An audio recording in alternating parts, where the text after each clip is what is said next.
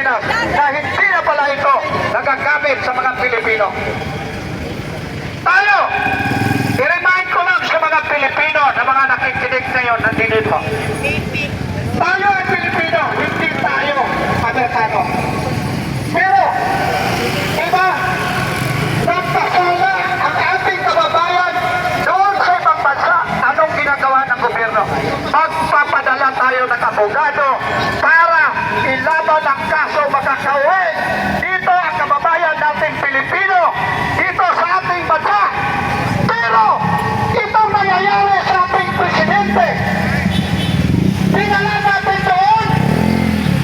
Tayo ang magdala, binigay natin sa mga foreigner. Nasaan ang utak natin ngayon? Sa bagay sinabi nila, bakit naman tayo magagalit sa amin? At tayo naman ang naglagay sa amin dito. Di tayo rin ang mag-alay sa amin. Huwag kayo mag-alala. Dahil pagdating sa 2028, kung mayroon ng eleksyon na mangyayari, sigurado ito mga tao na nandito, hindi na tayo pupurin ito. Para naman sa mga vlogger na bayaran, pakiusap ko lang sa inyo.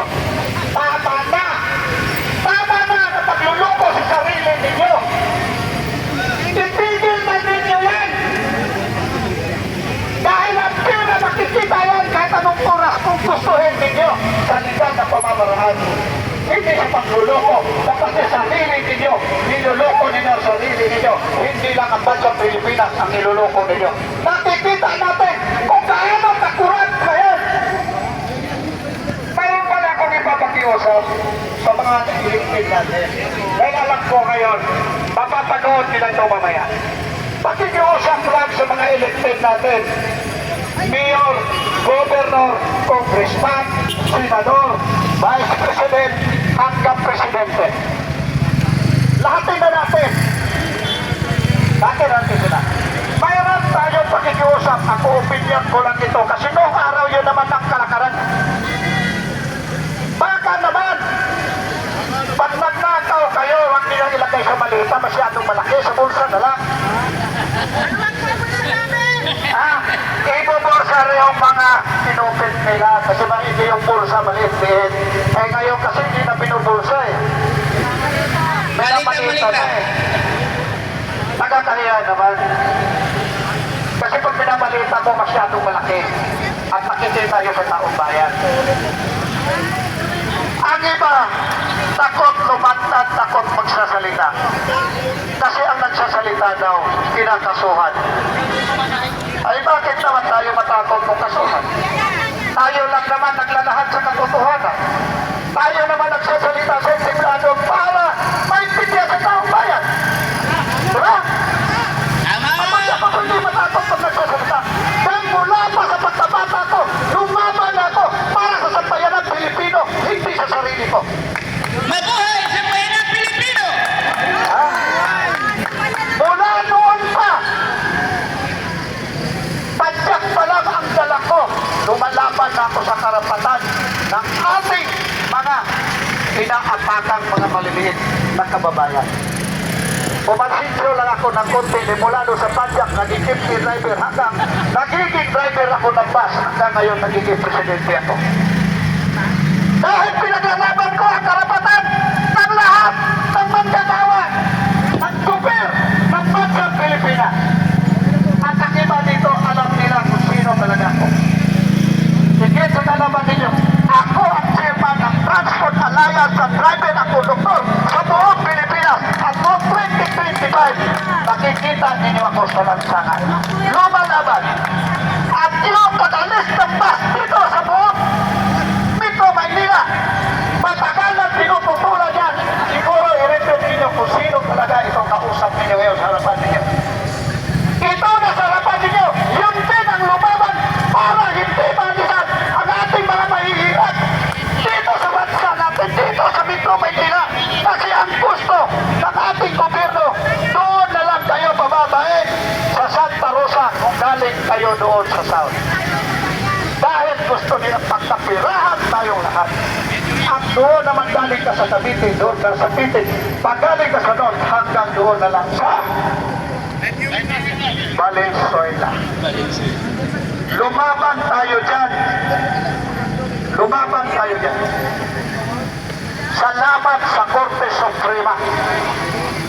Malaki ang pasalamat ko sa Korte Suprema dahil nagtabas sila ng permanent injunction. Kaya ngayon, ang mga bus natin andi dito, nakikita pa ninyo sa buong Metro Manila, mayroon pa ng sadyan, pumaparada sa tabi ng kalsada at nandoon pa rin sa mga kanya-kanyang terminal nila at hindi nila pwede pilitin na hanggang doon na lang sa Valenzuela.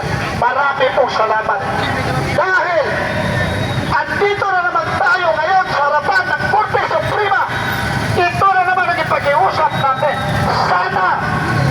Sana po, ito, pakinggan ninyo ang hinaing ng taong bayan. Baka naman pwede na desisyonan ang kulang-kulang isang taon na pinail ng habeas corpus. At hindi ko na pahabain, marami pang magsasalita. Nandiyan pa sila si Atty. Topacio na sila yung magpapaliwanag kung ano yung dapat gawin. Dahil mayroon kasi sinasabi na lang wrong statute, mas maigi ito na yung mga abogado ang magpapaliwanag. Maraming salamat at magandang hapon sa atin lahat, lalo na sa ating mga kapulisan. Marami pong salamat sa inyong pag-assist para sa kaayusan ng ating traffic lighting NPA nandito ngayon na uma-assist din, tumutulong. Marami pong salamat sa inyong lahat. Magandang hapon. Okay. Ayos. Ngayon, nais kong tawagin dahil medyo marami pang magsasalita. At tawagan ko ang isa sa mga leader ng OFW na walang iba si Kuya Filemon. Mga kasama, medyo tabi pa po tayo para hindi nagpapapelpek sa harap para yung gano'n ng traffic natin. Isang mapayapang hapon po sa inyong lahat. Sa lahat po na nakikinig ngayon, na-miss niyo na ba si Tatay Digong? Papayag pa ba tayo na magkita ulit dito sa susunod na taon? Naway sana na tuwing magkita tayo ulit ay nandito na po ang ating mahal na Presidente. Now ako humihingi po sa inyo ng paumanhin dahil ito po ang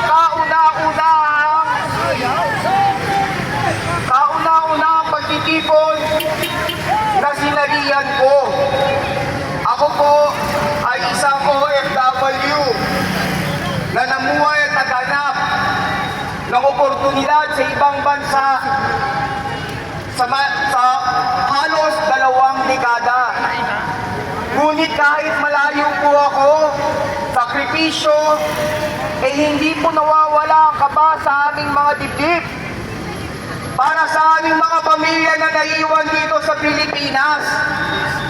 At bakit? Dahil sa kawalan po ng oportunidad, malawak ang korupsyon, at paglaganap po ng krimen at droga. Ngunit nung umupo po si Tatay Digong, kami po ay nakahinga ng maluwag. Nagbigay po ng isang katahimikan sa aming mga pag-aalala. Ngunit ngayon, matanong ko po kayo, ano na po nangyari? Hindi lang tayo bumalik dati, lumala pa po. Malawakan at lantarang korupsyon, laganap na droga. Saan po patutungo ang ating bayan?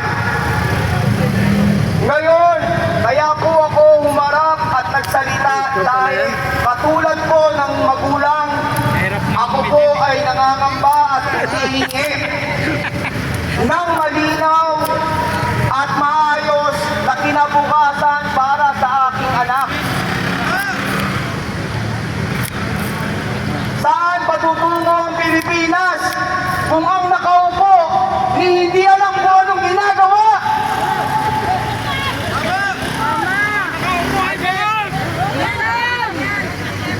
Hayaan niyo po ako na i-share sa inyo ang isang kasabihan po sa lingwahe na Ingles.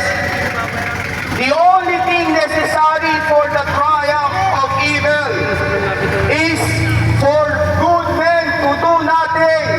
Papayag po ba tayo walang magawa? Ibalik si Tatay Digong! Ulitin siya! Ang kayaan ng bayan! Maraming salamat po! Isang sigaw. Lahat magsabi. Duterte! Mabuhay! Duterte! Duterte!